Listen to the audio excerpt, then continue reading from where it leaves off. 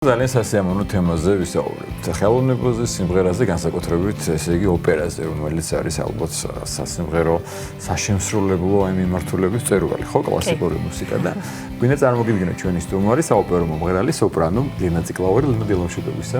დილამშვიდობისა ყველას. სტუმრობისათვის. მიხარია თქვენთან ნაწალია. ჩვენს გვიხარია, მე ვიცი მომღერლებისგან რომ დილას სიმღერა რთულია, მაგრამ საუბარი არც ისე. და ამიტომ შევძლოთ რომ ვისაუბროთ სიმღერას არ მოგთხოვთ დღეს, მაგრამ სიმღერაზე საუბრობს მოგთხოვთ. ხოლმე დილითაც სიმღერა და ამისთვის ადრე უნდა ავდგეთ, რომ ხმა უფრო მოწესრიგდეს და მზად იყოს. თუმცა ჩვენ დღეს მხოლოდ საუბრით შემოვიფარგლებით, ვიდრე გადავალთ ჩვენ იმ ნაწილზე, თქვენს საქმიანობაზე, და როგორ დაიწყო ეს ყველაფერი, გეგმებზე და რამდენიმე დღეში უნდა წახვიდეთ და ეს წელი დატვირთულია.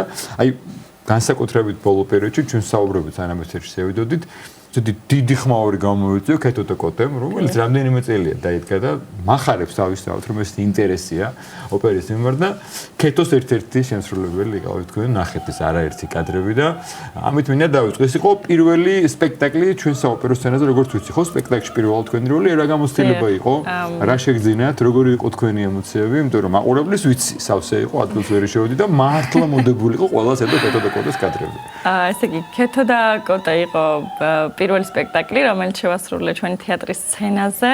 იქამდე მხოლოდ მივიღე მონაწილეობა კონცერტში ბატონ ლადო ათანელთან ერთად და ძალიან საოცარი გამოცდილება იყო ჩვენ თეატრის სცენაზე პირველი ნაბიჯები. ქეთო შევასრულე 7 წლის წინ საოპერო სტუდიაში. მაგრამ რა თქმა უნდა სხვანაირი იყო ჩვენი თეატრის სცენაზე. განსაკუთრებით ესეთი ანშლაგით რომ წარიმართა მთელი სპექტაკლები და რაღაცნაირად ესეთი მაგიური გარემო იყო თითქოს ქეთო მithumetes ქართული ოპერით რომ წარსდგები ქართულ მსმენელთან უფრო დიდი პასუხისგებლობა, უფრო რაღაცა ესეთი კარგი სტარტია, ასე ვთქვათ რა. თბილი ატმოსფერო იქნება და ნუ ხალხიც ყველაფერზე რო პასუხობს თავისი ემოციით და განწყობით. ისე მშვენიერი შერჩეული ფილმიც რო გადაიღო, ნამდვილად რო შეხედავთ და ქეთოა ნამდვილი, ხო? მადლობა. რაც შეეხება თავად პროფესიას, რატომ გადაწყვიტე რომ გაყოლოდი ოპერას, საერთოდ ჩვენ სტუმართან საუბრობდით ბავშვების ინტერესებზე, ვთქვათ, მიდრეკილებებზე, მშობლების ჩართულობაზე და ასე შემდეგ. ეს თქვენი გადაწყვეტილება იყო და მშობლებმაც ხელი შეგიწყვეს თუ მშობლების ინიციატივით მოხდა თქვენი ამ კუთხით განვითარება? აი, სტუმარმა ძალიან კარგად აღნიშნა, რომ ბავშვებს უნდა მივცეთ დამოუკიდებლობა. მეც ესე ძალიან დამოუკიდებელი ვიყავი და არავინ არაფერს არ მაძალებდა. წლების განმავლობაში მუსიკაზე არ დავდიოდი. დავიწყე საკმაოდ ესე გვიან 10 წლის შემდეგ, რაც 11-12 წლის ვიყავი, რომ პირველად დავიწყე ნიჭერთა წლებში ფლეიტაზე დაკვრა. და ვეღარ თავიდანვე მინდოდა საოპერო მუსიკას გავყოლოდი, ოღონდ ეს რაღაცა ყველაფერი თავიდან ვერ დაიწყებ, ხო? საოპერო მუსიკას ვერ მოემზადები. იქ რაღაცა მე არ მინდოდა ესტრადაზე შესვლა, მეთქი თავიდანვე უნდა საოპერო მუსიკას უნდა მივყვე. ეს პატარა ჩემი ფიქრები ესეთი იყო და შემდეგ უკვე როცა აი ესე თქვა ასაკი მომიწია, სადღაც 18 წლიდან დავიწყე უკვე საოპერო მუსიკა. ანუ იქამდე რეალურად ამ თავისუფლებამ და არ დაძალებამ პირიქით, რომ ჩემში გააღვევა ის, რაც მართლა თხოვდა ჩემი, რა ვიცი, ნატურა, ბუნება, ყველაფერი და უფრო მეტად ორიენტირებული ვიყავი, რა მინდოდა, ასე ვთქვათ, ცხოვრებაში. ძალიან სწორი მიმართულება მიგიღიათ. ჩვენ აღნიშნეთ, რომ ეს იგი ქეთო იყო, ესეთი ბოლო ჩვენ სცენაზე, თუმცა მანამდე მე როცა გადავხედე აი თქვენს გამომლელს, იგი საქმიანობას ამ ეტაპისთვის და ჯერ ძალიან ბევრი გავუგებო წინ, არაერთ სცენაზე მოხდა თქვენი გამოსვლა, წარმატება, მათ შორის ევროპის სცენებზე და ეს გითხარით ეს მანამდე გამოცდილება და იმ კონცერტების, იმ დებიუტების თუ ნებოთ კონკურსების, რაც აქამდე უკვე თქვენს პროფესიას შეძინა გარკვეული წარმატება. ყველა ესე ვთქვათ ნაბიჯი მე გადავხედე იტალია, რუმინეთი, საფრანგეთი, შვეიცარია, გერმანია, ასე შემდეგ. კი, ესე ვთქვათ ყველაფერი, ანუ პატარ-პატარა ნაბიჯები, პატარ-პატარა როლები რაც იყო, სპექტაკლები, ყველაფერმა მომცა ძალიან დიდი გამოცდილება. მიუხედავად იმისა, რომ ზოგისთვის მაგალითად პატარა როლი არ არის ისეთი საინტერესო, მაგრამ ვცდილობ ხოლმე, რომ აი პატარა როლსაც იმხელა მნიშვნელობა მივანიჭო, რომ იყოს ძალიან საინტერესო და გამორჩეული მომენტი და არის ხოლმე მე იმდენად მაყურებლისგან მოდის ხოლმე ეს ძალიან დიდი დაინტერესება. პირველად მივიღე მონაწილეობა ახალგაზრდული პროგრამა იყო, სადაც საერთოდ ძალიან რთულია იქ კასტინგებში მონაწილეობის მიღება, თავიდან ვიდეოთი უნდა აგირჩიონ, მე ძალიან დიდი მოსმენა უნდა გაიარო, მე კიდევ შეიძლება რაღაცებზე დაგიბარონ სინჯებზე და აი ესე ნელ-ნელა ყველაფერი ეტაპობრივად უნდა მოხდეს. აი ფსიქოლოგიური მომენტი რამდენად მნიშვნელოვანია მანდ რო ძლიერად იყო, იმიტომ რომ ეს არაერთი თქვენი კოლეგიანაც მომისმენია, რომ ეხლა დიდი კასტინგია, ვიდეოს აგზავნე მე მიდიხარ, მე სტრესია, მე არ გახვედი, ვერ მოხვედი და მარტო ნიჭი და მარტო ხმა შეიძლება ვერაფერს გახდეს თუ არ ხარ ზად იმისათვის რომ შეიძლება სხვა შედეგი მიიღო, შეიძლება სწორად ვერ წარმოაჩინო თავი და საერთოდ ყველაფერი შეცვალო, ხო?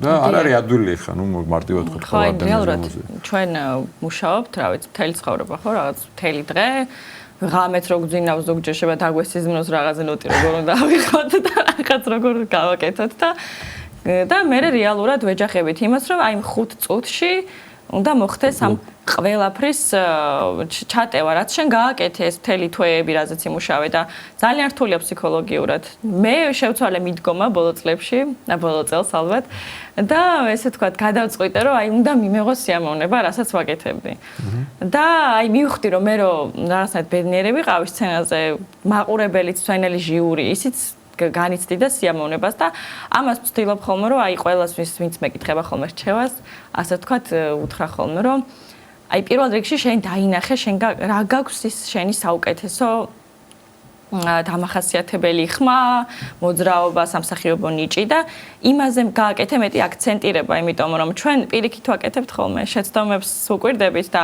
ის შეცდომები იწვევენ უფრო მეტ შეცდომებს და განწყობას გვიფუჭებს და პირიქით აი სცენაზე უნდა იყო ლაღი და ძალიან რთულია ამის მიღწევა, რა თქმა უნდა, მაგრამ აი ამ ფსიქოლოგიურად ესე უნდა მიუდგე და ზოგადად უარი რა თქმა უნდა იმდენი ყოფილა რომ ძალიან ბევრი ჩემი ოჯახის წევრებმა იციან და ჩემო პედაგოგებმა, მაგრამ არ ნებდები. ხო, ისინი უფრო ნერვიულობენ ხოლმე და მე რაღაც რამდენიმე რა ვიცი, 1 საათი, 2 საათი მჭირდება ხოლმე და შემდეგ ისევ ჩვეულებრივად უფრო მეტი ენერგიით და უფრო მეტი შემართებით ვაგრძელებ სხვა პროექტებს, ეს აქამდე იყო. ეხა უკვე რაღაცნაირად უკვე ასე ვთქვათ უკვე დავიწყე მუშაობა, ანუ აღარ არის აქ ახლა ისეთი დიდი იმედგაცრუება სადღაც რაღაც მოსმენაზე რომ არ აგიყვანე, ყოველთვის გაქვს რაღაც სამუშაო, ამიტომ იმის ბედნიერება რომ სცენაზე გახვალ კიდევ და მაყურებელს ასიამოვნებ და შენც ბედნიერი იქნები, ძალიან ბევრია. თუმცა პირველი ნაბიჯები თავისთავად გარკვეულ სირთულეებს მოიცავს და ამ შემთხვევაში ოჯახის მხარდაჭერაც ძალიან მნიშვნელოვანია, ხომ? სანამ რაღაც ეტაპამდე მიხვალ, რომ უკვე შენს თავზე დაიწყებ აქტიურად მუშაობას, იგივე მარცხ რომ დარწმუნდები, რომ ყველა მარცხს მოყვება აუცილებლად გამარჯვება და მთავარი რაც არის ის, რომ ფსიქოლოგიურად არ გატყდე და გჯეროდეს შენი თავის, ხო? ამ ყველაფერში ოჯახის წევრებიც გეხმარებიან თავისთავად. კი, ოღონდ ისინი უფრო განიცდიან ხოლმე და მე ვამშვიდებ ხოლმე, რომ არაფერი სანერვიულო და აი ისინი მეხმარებიან იმაში რომ გამოხატავენ რეალურად მზადყოფნას რომ ყველანაირად შენს გვერდით ვართ და ეს არის ყველაზე მთავარი რომ რა თქმა უნდა არ გაგკიცხონ რომ აი ხლა შენ რაღაც რო არ გამოგივი და მთავარი ეს არის მოკლედ ოჯახთან მიმართულებაში რომ მათგან იგრძნო რომ ისინი არ არიან დაძაბულები. ლინა, ვიცი რომ ემზადებით ხა აპრილში გექნებათ მე მგონი ხო საგაზაფხულოდ მნიშვნელოვანი ასევე საქმიანობა და გითხარით ამაზე გეგმები როგორია სამომავლო, იმიტომ რომ თქვი რომ უკვე იმ ეტაპზე ვარ, როცა პირიქით სიამოვნებას ვიღებ, რაღაცა დააბალანსდა და რეგულარულად და ეს ყველაფერი ოჯახის წევრებს უფრო დამშვიდნენ ალბათ და აი გეგმები სამომავლო უახლოესი რაც ვიცით. ესე იგი აპრილში მექნება ესე ვთქვათ, ჩემი დებიუტი იქნება ვაგნერის ოპერაში, პარსიფალში. შევასრულებ როგორ ვთქვა, ბლუმენ მეთხენი ეს არის რაღაც ყვავილების გოგონა, ასე ვთქვათ. პარტიას ავსტრიაში, ტიროლერ ფეშპილზე და შემდეგ უკვე დავბრუნდები თბილისში, სადაც უნდა იყოს პრემიერა, ახალი დადგმა ჩვენს ოპერაში და შევასრულებ მოცარტის ოპერა დონ ჯოვანიში ცერლინას პარტიას. გაქვთ თქვენთვის გამორჩეული პარტია, ასე ვთქვათ, გამორჩეული და დავამატო, რომ ძალიან დიდი მადლობა ჩვენი თეატრის სამხატვრო ხელმძღვანელს, რადგან მისი, რა თქმა უნდა, უდიდესი სურვილი და მხარდაჭერით მოხდა ჩემი ქეთოს როლში დებიუტი, იმიტომ რომ აქამდე ეს დაგეგმილი არ იყო და იმედი მაქვს, რომ გავამართლე მისი იმედები და ცერლინაშიც სწორედ მისის გადაწყვეტილებით მივიღებ მონაწილეობას. ესე იგი, მე რამდენი ახალგაზრდა მომღერლისგან ვისმენ ბატონი ბადრის მიმართ ამ სიტყვებს, რომ აი ბატონი ბადრის დიდი ხელშეწყობით. დიახ, უპირობო ნდობა და ბევრისგან მომისმენია. დიდი პასუხისმგებლობა ეს ძალიან. სოფოს კითხვა არ მინდა დავტოვოთ ისეუგული სწორედ თუ აი რომელიმე საყვარელი ამიტომი რა შეგისრულებია თან აი ვფიქრობთ რომ აი სიამოვნებით შეასრულებდით თუ კაფეს საყვარელი ვარდია ძალიან მიყვარდა ახლა ბოლო პერიოდში არ შემისრულებია ნორინას პარტია ესეთია სახალისო რაღაც მომენტებში დრამატული ამიტომ რომ ყველაფერს თამაშობს რომ ვითომ ისეთი სერიოზული ადამიანია მაგრამ საინტერესოა რეალურად ესე ვთქვათ რაღაცნაირად სხვანაირი პიროვნების წარმოჩენა სცენაზე როგორიც არ ხარ სარკასტული და რაღაც ამბებს ხლართავს და სხვანაირი გამოცდილებაა და ისეთი როლი რომელსაც შევასრულებ ახლა მუშაობ ვერდის ოპერა ტრავიეტაზე და ვიოლეტას პარტიას შევასრულებ უკვე სექტემბერში იმედი მაქვს ჩვენს თეატრშიც მოხდება ეს და შევასრულებ ვნახოთ და ნუ ძალიან ამაღალობელია, იმიტომ რომ ერთ-ერთი ყველაზე რთული როლია საოპერო ხელოვნებაში. წარმატებებს გისურვებთ. ამ სირთულეების დაძლევაში, წარმატებულ დაძლევაში და მადლობა სტუმრობისთვის.